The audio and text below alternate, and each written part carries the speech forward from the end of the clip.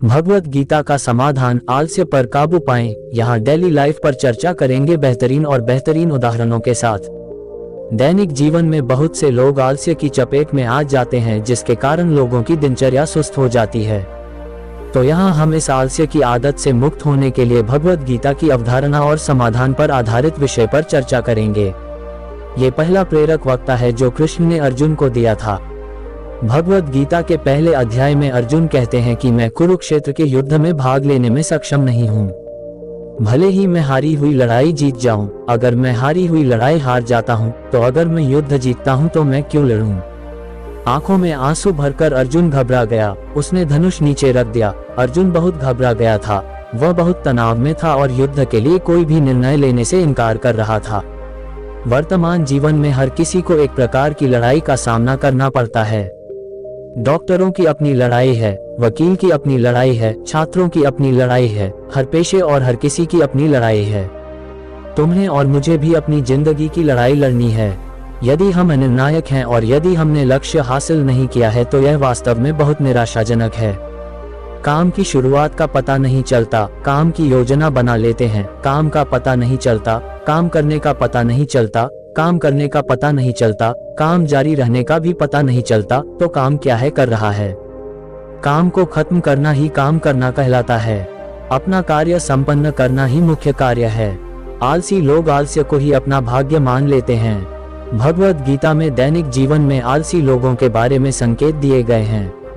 जब इच्छा उच्च स्तर पर बढ़ जाती है तो वह नीरसता, अंधकार, अज्ञान, तमोगुण तत्व का रूप ले लेती है, जिसे मोह या प्रेम मोह कहा जाता है।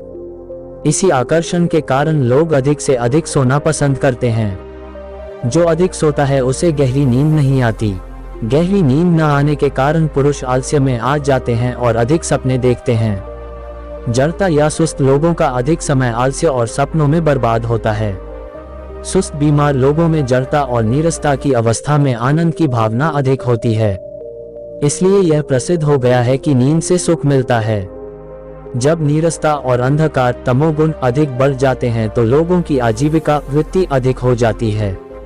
फिर पुरुष सारा समय आलस्य में बर्बाद कर देते हैं। यदि कोई भी महत्वपूर्ण काम करने को आता है तो टालमटोल करता है और कहता है बाद में करेंगे, अभी मैं सो रहा हूँ। इस तरह लोगों को आलस्य की अवस्था में अधिक आराम मिलता है। हर समय आलस्य में रहने के कारण उसकी इंद्रियां और विवेक शिथिल होते चले जाते हैं। यही कारण है कि वह कोई भी कार्य ठीक से नहीं कर पाता। चिंतन में मन संसार के बारे में ही सोचता रहता है और मन हमेशा अशांत स्थितियों, चिंता, क्षोभ, दुख, शोक और संताप के बारे में ही सोचता रहता है। मन केवल नासमझी भरी बातों में ही लगा रहता है। जब अंधकार और नीरसता की स्थिति बहुत अधिक बढ़ जाती है तो लोग प्रमाद करने लगते हैं। ये अपराधी दो प्रकार के होते हैं, निष्क्रिय कल्पा और सक्रिय कल्पा। यदि लोग आवश्यक रूप से घरेलू कार्य, पारिवारिक जिम्मेदारियां, स्वयं के शरीर की देखभाल जैसे दैनिक कार्य नहीं करेंगे और कंधे से कंधा मिलाकर नहीं बैठेंगे। सक्रिय अपराधी बेतुकी सोच, देखना, सुनना है। सिगरेट पीना, शराब पीना, जुआ खेलना, तंबाकू खाना, अपराध, चोर, झूठ, अपराधी आदि। ये अपराधी लोग इन सभी कुकर्मों को करने में आनंद लेते हैं। जब घोर अंधकार प्रमाद से लोगों को फंसाता है तब वह मनुष्यों के विवेक को पुनर्तः ढक लेता है और लोग पूर्ण अंधकार, तमोगुण के प्रभुत्व से फंस जाते हैं। विवेक और बौद्धिकता पर पर्दा पड़ने से पाप का स्तर बहुत ऊंचे स्तर पर बढ़ जाता है और मन पर प्रकाश के पर्दा पड़ने पर लोग आलस्य और तंद्रा में फंस जाते हैं। वैराग्य की शक्ति से मनुष्य सदैव भय, दुख और अहंकार के मार्ग पर चलते हैं। दैनिक जीवन में आलस्य पर काबू पाने के लिए भगवत गीता का समाधान। 1. मनुष्य का शरीर विवेक प्रधान है।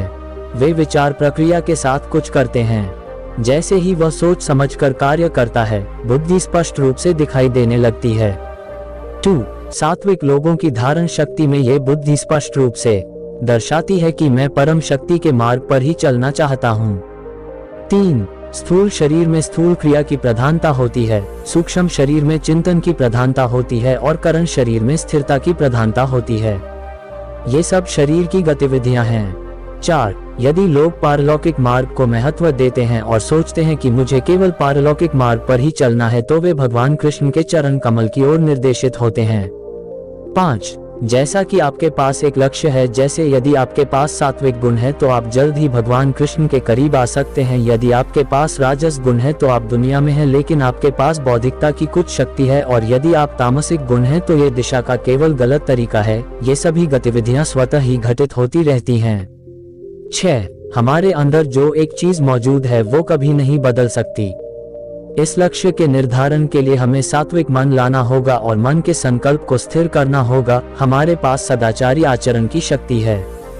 निष्कर्ष, दैनिक जीवन में आलस्य पर काबू पाने के लिए भगवद गीता का समाधान ही यही है कि सभी लोग केवल सात्विक चीजों का ध्यान करें और भगवान कृष्ण के चरण कमलों का ध्यान करें। यदि हम केवल सात्विक गुण में संलग्न रहेंगे तभी हम सर्वोच्च शक्ति का पारलौकिक मार्ग पा सकते हैं।